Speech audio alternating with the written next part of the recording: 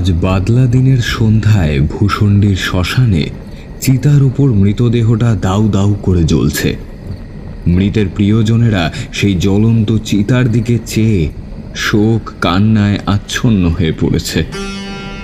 এমন সময় হঠাৎ সেই জ্বলতে থাকা চিতার মধ্যে থেকে মৃত মানুষটা উঠে বসল এবং এই দৃশ্য দেখে তৎক্ষণাৎ একজন বয়স্ক লোক বলে উঠল, কানু মার, বাঁশের বাড়ি মার, মেরে শুইয়ে দে।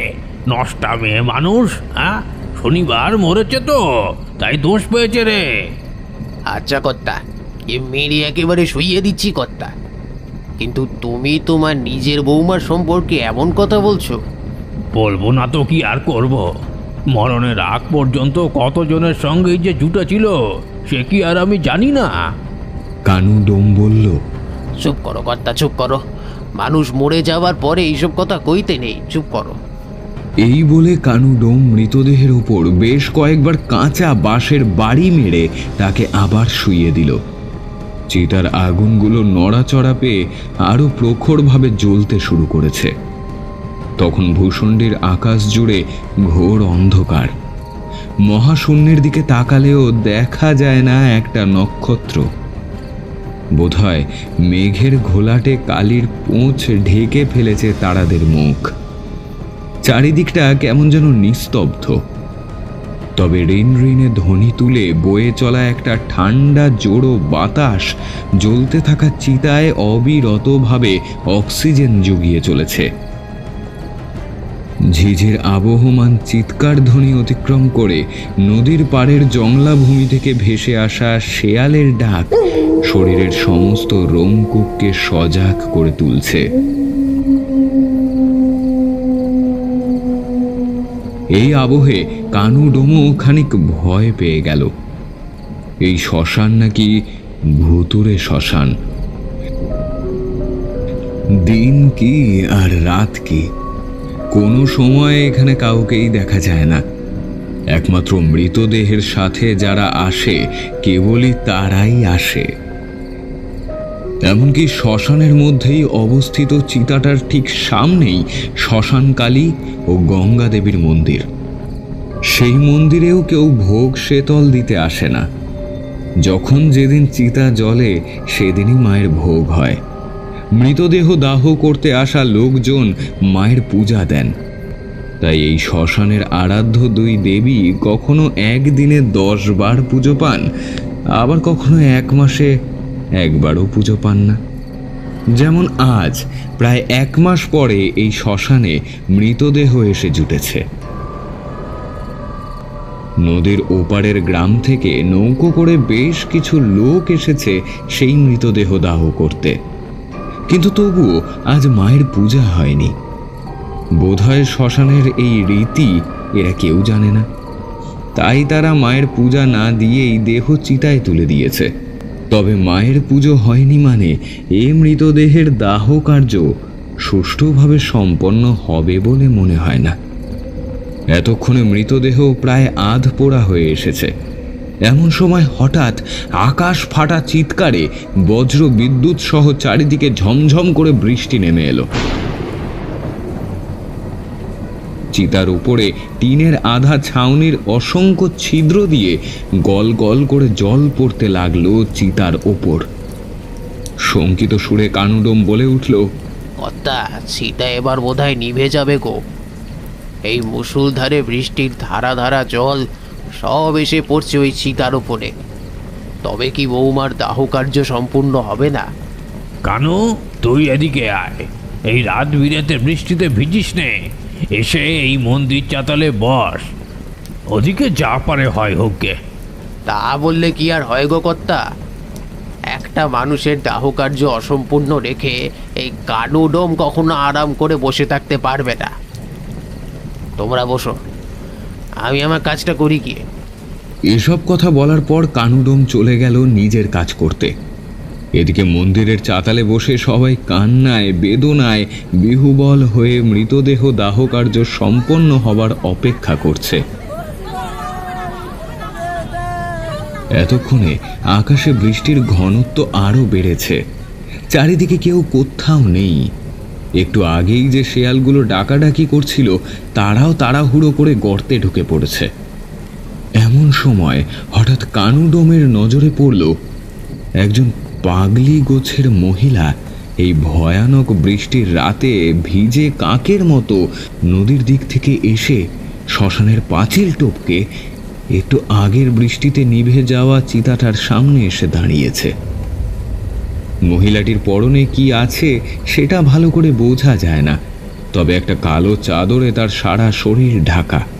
এইরকম অস্বাভাবিকভাবে মহিলাটিকে ভেতরে ঢুকতে দেখে কানু কৌতূহল বশত বলে উঠল, কে গো তুমি? এই বৃষ্টির রাতে বৃষ্টি মাথায় করে ঝড় জলের মধ্যে শ্মশান ঘাটে এসো কেন? তোমার কি ভয় করে না? কানুর এমন কথায় সেই নারী কেমন যেন ঘ্যাস ঘ্যাসে সুরে বলে উঠল,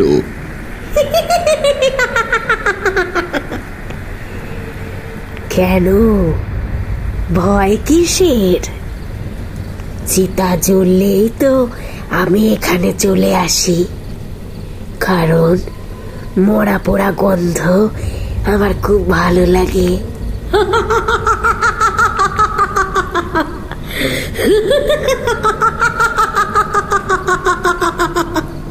মহিলাটির মুখে এমন পাগল সুলভ বক্তব্য শুনে কানু খানিকটা ভুরু কুচকে তার দিকে চেয়ে রইল বটে, কিন্তু তার পাল্টা কোনো প্রশ্ন করল না। কারণ পাগলের সাথে বকা মানে বৃথা সময় নষ্ট করা। তবুও কানু দাঁড়িয়ে দাঁড়িয়ে এক দৃষ্টে তাকিয়ে রইল তার দিকে। সে বৃষ্টির জল পড়ে নিভে যাওয়া গরম চিতাটার চারিদিকে কয়েকবার প্রদক্ষিণ করে খুব ধীরে ধীরে সামনের পুকুরটাতে গিয়ে নেমে পড়ল। সেদিকে আর কোনো গুরুত্ব না দিয়ে কানু আধপোড়া মৃতদেহটার দাহকার্য সম্পন্ন করতে চিতার ওপর আরও কিছু শুকনো কাঠ দিয়ে সবেমাত্র আগুন দিতে যাবে, এমন সময় সে দেখল চিতার ওই পাশে স্তূপাকারে জমা হয়ে পড়ে থাকা পোড়া কাঠ কয়লার ডিবির পাশে যে পুকুরটা আছে, সেই পুকুর থেকে গোসাপের মতো কেউ একজন 4 হাত পা বেয়ে ডাঙায় উঠে আসছে। তার মুখ থেকে ভয়ানকভাবে গর্জনের একটা আওয়াজ বের হচ্ছে। কি বিভৎস দেখতে সেই প্রাণীটাকে! গোসাপের মতো হাত পা সবই আছে, কিন্তু মুখটা গোসাপের মতো নয়, বরং একটা আস্ত মানুষের মুন্ডু লাগানো হয়েছে সেই গোসাপের শরীরে। কিন্তু কি আশ্চর্য, সেই মুন্ডুটা আর অন্য কারোর নয়, একটু আগেই যে মহিলাটি কানুর সাথে কথা বলতে বলতে গিয়ে নামলো ওই পুকুরটায়, এটা তো তার মুন্ডু। এবং সেই মুখ থেকে ক্ষণে ক্ষণে বেরিয়ে আসছে লকলকে বড় একটা লালায়িত জিভ, যা দেখে কানু ভীষণ ভয় পেয়ে হাতে একটা বাঁশ নিয়ে সেই প্রাণীটার দিকে এগিয়ে গেল।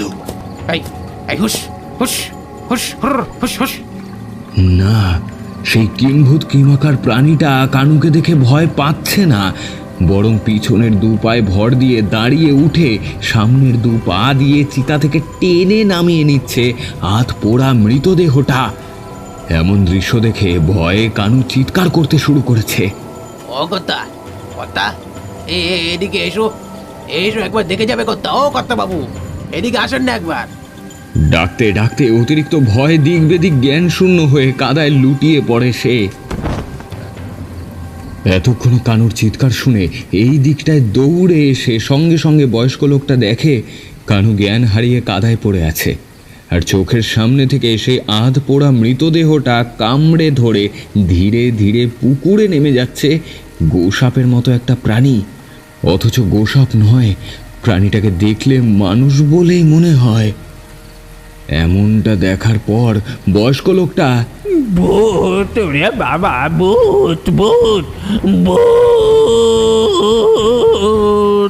করে চিৎকার করতে শুরু করেছে।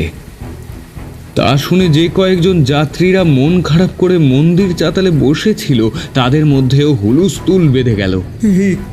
এই মাঝি কোথায় গেল? হ্যাঁ, ওগো না না, ভূত না, ভূত না, নরখাদক, নরখাদক। হাত পড়া মৃতদেহটাকে টেনে নিয়ে গেছে গো। শিগগির পালিয়ে চলো, এখানে থাকলে এবার প্রাণে মারা পড়তে হবে। মাঝি, ও মাঝি, তাড়াতাড়ি নৌকা পাড়ে লাগাও, পাড়ে লাগাও। এক্ষুনি এই শ্মশান ঘাট ছেড়ে ওদিকে যেতে হবে, ওদিকে গিয়ে উঠতে হবে, নয়তো সর্বনাশ হবে গো। তাড়াতাড়ি পাড়ে লাগাও। এদের এসব কথা শুনে মাঝি নদী পার থেকে হাঁক পেড়ে বলল, এসো এসো, ও তোমরা সব তাড়াতাড়ি এদিকে এসো। এই আমি সেই তখন থেকে এখানে বসে আছি, তোমরা এলেই নৌকার নোঙর তুলে নেব। এইসব বলা কওয়া করতে করতে সবাই শ্মশান চত্বর ছেড়ে পালিয়ে গিয়ে নৌকায় উঠে পড়ল। আষাঢ় মাসের রাত, একটু আগেই মুষলধারে বৃষ্টি হয়ে গেছে, তাই চারিদিকে মেঘ কেটে গিয়ে বেশ খানিকটা পরিষ্কার হয়ে গেছে। দাহকার্য অসম্পূর্ণ রেখে শ্মশান ফেরত যাত্রীর ভিড়ে মাতালায় ভূষণ্ডির ঘাটে বর্ষাকালের এত রাত্রেও যেন লোকারণ্য হয়ে গেছিল। নদীর এই দিকটায় এই পথে খুব একটা নৌকো চলে না, নতুন পথ, তাই দুজন মাঝি বেশ ভয় পাচ্ছিল। ভয় পাবে নাই বা কেন? মধ্যরাতের এমন নদী ভরা জোয়ারি ঢেউ দেখলেই ভয় যে কোনো মাঝিরই বুক টলটল করে উঠবে। অতঃপর সবাই নৌকায় উঠে যাবার পর মাঝি নৌকা নদীতে ঠেলে দিয়ে এক লাফে নৌকার উপর উঠে বসে বলল, বলো রে হরি বল, বলো রে হরি বল। মাঝির সাথে সাথে নৌকো ভর্তি যাত্রীগণ তারাও সমস্বরে বলে উঠল, বলো রে হরি বল, বলো রে হরি বল, বলো রে হরি বল। তাদের সেই ধ্বনি এই মাঝরাতে নদীর দুই তীরের বনভূমিতে লেগে প্রতিধ্বনিত হয়ে ফিরছিল। নিচে মাতাল শ্রোতা মাতলা উচ্চস্বরে ক্রূর হাস্য করে বয়ে চলেছে। মাঝি এবার হেসে বলল, হায় হায়, শেষে কিনা তোমরা ভূতের ভয়ে দাহ কার্য অসম্পূর্ণ রেখেই পালিয়ে এলে। এতক্ষণে মাঝির কথায় সেই বয়স্ক লোকটা বলল, আর উপহাস করিসনি বাবজন, আর উপহাস করিসনি। নিজের চোখে আজ ভূত দেখলুম রে, না দেখলে হয়তো বিশ্বাস করতে পারতুম নি। তো সে কি বিভৎস দৃশ্য! ওই দশা দেখেই তো আমাদের কানুডো মূর্ছা গিয়েছিল। তৎক্ষণাৎ মাঝি বলে উঠল, আমার সামনে কই কখনো ভূত প্রেত পড়ে না তো, হ্যাঁ? কেন বলেন কর্তা? একবার পড়লেই হয়, হ্যাঁ? ভূতের বাবা মা উদ্ধার করে দেব, হ্যাঁ। এইসব বলা বলি করতে করতে নৌকাটি এগিয়ে চলেছে চিংড়িখালির ঘাটের দিকে। এদিকে প্রবলভাবে শোনা যায় মাতলার গর্জন। এই তো মাতলার বিশেষত্ব। 12 মাসের মধ্যে 7-8 মাস এই নদীর মাতাল রূপ বিরাজমান। এতক্ষণে আকাশের মেঘ কেটে গিয়ে বেরিয়ে এসেছে চাঁদের ফুটফুটে আলো। তা দূরের 1-1.5 মাইল প্রশস্ত বালুকা রাশির ওপর পতিত হয়ে চিকচিক করছে। তবে এই নদী আষাঢ়ের এই সময় লগ্নে রাক্ষসীর মতো ভয়ঙ্করী। তাই আজ দুই পার্শ্বে 4-5 মাইল পিঙ্গল বর্ণ জলস্রোতে পরিব্যাপ্ত হয়ে বিপুল স্রোতে নৌকাটি বয়ে চলেছে। এই আষাঢ় মাসের মধ্যে আবার কখনো কখনো হড়পা বানও আসে। 8-10 হাত উচ্চ জলস্রোত সম্মুখের বাড়ি ঘর ক্ষেত খামার গ্রামের পর গ্রাম নিঃশেষে ধুয়ে মুছে দিয়ে আশেপাশের সমস্ত গ্রামগুলোকে প্লাবিত করে দিয়ে চলে যায়। কিন্তু সে হড়পা বান সচরাচর আসে না। 20 বছর আগে একবার এসেছিল। এমন সময় হঠাৎ তরি খানিকটা দুলে উঠল। কানুর জ্ঞান ফিরেছে কোনো রকমে। উঠে বসেছে সে। কানু আফিম খাওয়া মুরগির মতো ঝিমুতে ঝিমুতে বলে উঠল, এই কিরে মাঝি, তোরই এমন দোলে কেন রে? এই বে, সবাইকে কি আজ একসাথে জলের তলায় নিয়ে যাবি নাকি রে বাবা? মাঝি সবাইকে সাবধান বার্তা দিয়ে বলে, যে যার জায়গায় সব মার খাপটি দিয়ে বসে থাকো, একেবারে নড়াচড়া করুনি গো।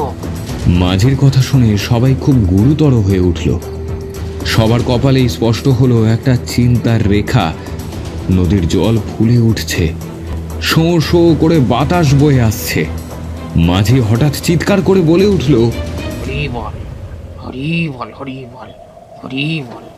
এই মাঝিকে অনুসরণ করে নৌকার সমস্ত যাত্রীগণ সবাই একে একে সমস্বরে চিৎকার করে বলে উঠল, হরি বল হরি বল হরি বল হরি বল হরি বল হরি বল হরি বল। কিন্তু সহযাত্রী চম্পার মুখ থেকে তখন আর হরিনাম বের হলো না। মাঝি তার দিকে এক দৃষ্টিতে চেয়ে আছে। মাঝিকে এইভাবে চম্পার দিকে চেয়ে থাকতে দেখে বয়স্ক লোকটা বলল, তরি ডুবতে বসেছে, সবাই হরিনাম গাইছে, আর তাই মুখে হরিনাম না নিয়ে এই রকম চোখ বড় বড় করে চেয়ে আছিস কেন পোড়ার মুখী? হ্যাঁ, তুই জানিস না নদী পথে বিপদ হলে হরির নাম মুখে নিতে হয়? এমন কথা শোনার পর চোখ বড় বড় করে বীভৎস আওয়াজে সে গোঙাতে শুরু করেছে। এমন পরিস্থিতিতে কানুডোম বলে উঠল, কই ন্যাংরা বাঁধা মশালটা কোথায় গেল দেখি। এই বলে কানুডোম হাতে ন্যাকড়া জড়ানো মশালটা নিয়ে কেরোসিন ছিটিয়ে একটা দেশলাই মারতেই তা দাউ দাউ করে জ্বলে উঠল এবং কানু সেই জ্বলন্ত মশালটা কম বয়সী বিধবা মেয়ে চম্পার সামনে ধরতেই চম্পার চোখ দুটো বন্ধ করে হিংস্র কামটের মতো দাঁত বের করে বীভৎসভাবে চিৎকার করে উঠল। সঙ্গে সঙ্গে চম্পার শ্যামলা শরীরখানা ঘোলাটে হয়ে এসেছে, চোখ দুটো যেন লাল জবা ফুল, মাথা ভর্তি এলোমেলো চুল কেমন যেন অগোছালোভাবে উড়ছে। সে জ্বলন্ত মশালটা চোখের সামনে দেখে চিৎকার করে উঠে বলল, মরবি মরবি, আজ তোরা সব কটা একসাথে মরবি। তোদেরকে কেউ রক্ষে করতে পারবে না। তোরা আজ মায়ের পুজো দিসনি কেন রে? হ্যাঁ, মাকে খেতে না দিয়ে মরা চিতে তুলেছিস কেন? কেন তোরা আজ মাকে খেতে দিসনি? তোরা তোরা অনাচার করছিস। তোরা মরবি, তোরা এক্ষুনি মরবি।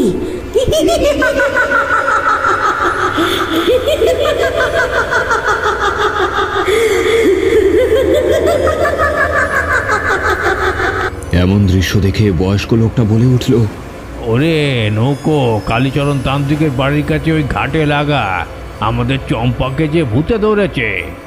সত্যিই তাই, চম্পার অঙ্গভঙ্গিতে স্পষ্ট বোঝা যাচ্ছে তাকে ভূতে ধরেছে। সে কি ভয়ানকভাবে হাসছে, চিৎকার করছে। ধীরে ধীরে নদীর জলোচ্ছ্বাস কমে গেল। তারা কালীচরণ তান্ত্রিকের বাড়ির ঘাটে নৌকো থামিয়ে চম্পাকে নিয়ে মাঝরাতে কালীচরণের বাড়িতে উপস্থিত হলো এবং বয়স্ক লোক বলল, ভূষণ্ডীর শ্মশানে গিয়েছিলাম, সেখান থেকে ফিরছি, কিন্তু হঠাৎ করে আমাদের চম্পার অঙ্গভঙ্গি কেমন যেন ভয়ানক ঠেকছে ঠাকুর মশাই, আপনি কিছু করুন।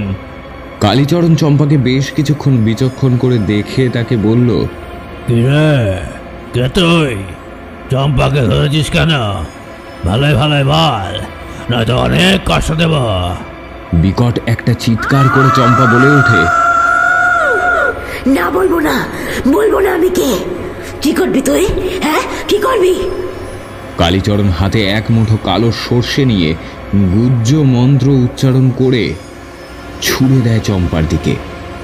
সে তবুও কিছু না বলেই উচ্চস্বরে হাসতে থাকে।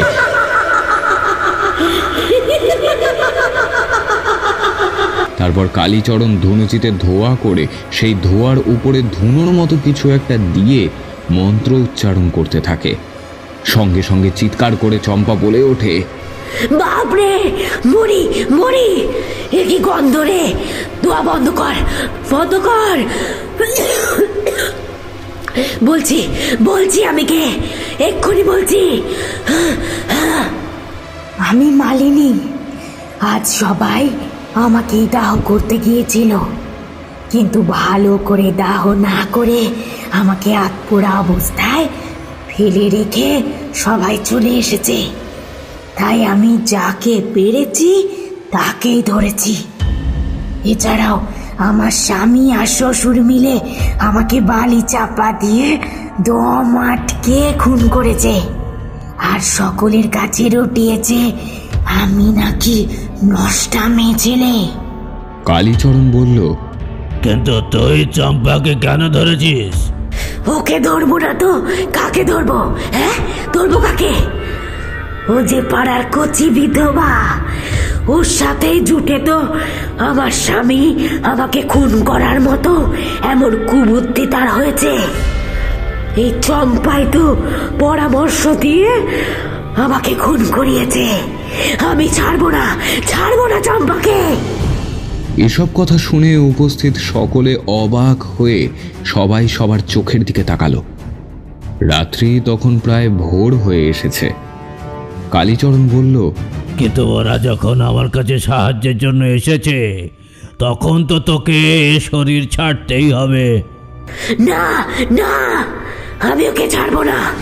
ওর জন্যই আমার মৃত্যু হয়েছে। আমি ওকে নেব। কালীচরণ তান্ত্রিক চম্পার শরীরে চামড় দুলিয়ে বেশ কিছুক্ষণ মন্ত্রপাঠ করার পর চম্পা বলল, কালীচরণ, তুই আমাকে জোর করে এই শরীর ছাড়তে বাধ্য করাচ্ছিস তো? আমি কিন্তু ফিরে আসবো। ওকে আবার ধরবো। ওকে না নেওয়া পর্যন্ত আমার শান্তি নেই। এই বলে চম্পার শরীর থেকে মালিনীর প্রেতাত্মা এক দল বাতাস হয়ে বেরিয়ে সামনের নদীর পাড়ের একটা গাছের বড় ডাল মরাত করে ভেঙে দিয়ে চলে গেল। কালীচরণ বলল, তোমরা শিগগিরই ফিরে যাও ভূষণ্ডির শ্মশান ঘাটে। ওখানে গিয়ে মায়ের পুজো দিয়ে এসো, নইলে তোমাদের সর্বনাশ হবে। কালীচরণের কথায় তারা ভোর রাতে নৌকো নিয়ে আবারও শ্মশানের দিকে এগিয়ে গেল। বেশ কিছুক্ষণ পর ভূষণ্ডির ঘাটে নৌকো পৌঁছাতেই বয়স্ক লোকটা ও কানু ডোম মায়ের মন্দিরে পুজো দিতে গেল। তোমরা এখানে বসো, আমরা পুজো দিয়ে এক্ষুনি ফিরে আসছি। তারা চলে যেতেই নৌকো থেকে ধড়াস করে পাড়ে লাফ দিল চম্পা। তারপর পাগলের মতো চিৎকার করে বলল,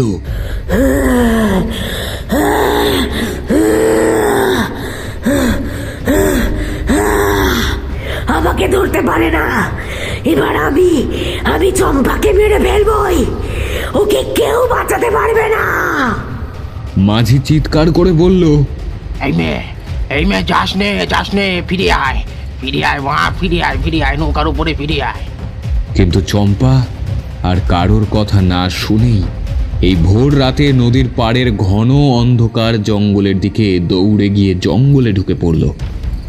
তারপর সারা রাত সবাই মিলে তাকে খোঁজাখুঁজি করেও আর তাকে কেউ পেল না। সকালবেলায় জঙ্গলের ভেতর তার ক্ষত বিক্ষত মৃতদেহ দেখতে পেল মাঝি। কেমন লাগলো আমাদের আজকের গল্প কমেন্ট করে জানাতে ভুলবেন না। যদি গল্পটি ভালো লেগে থাকে অবশ্যই ভিডিওটিতে একটি লাইক এবং ভিডিওটিকে অনেক অনেক শেয়ার করবেন। যদি আমাদের গল্প ভালো লেগে থাকে তাহলে অবশ্যই গল্পবাস চ্যানেলকে সাবস্ক্রাইব করবেন এবং সাবস্ক্রাইব বাটনের পাশে বেল আইকনটি প্রেস করবেন যাতে সমস্ত গল্পের নোটিফিকেশন আপনারা সবসময় পেয়ে যান।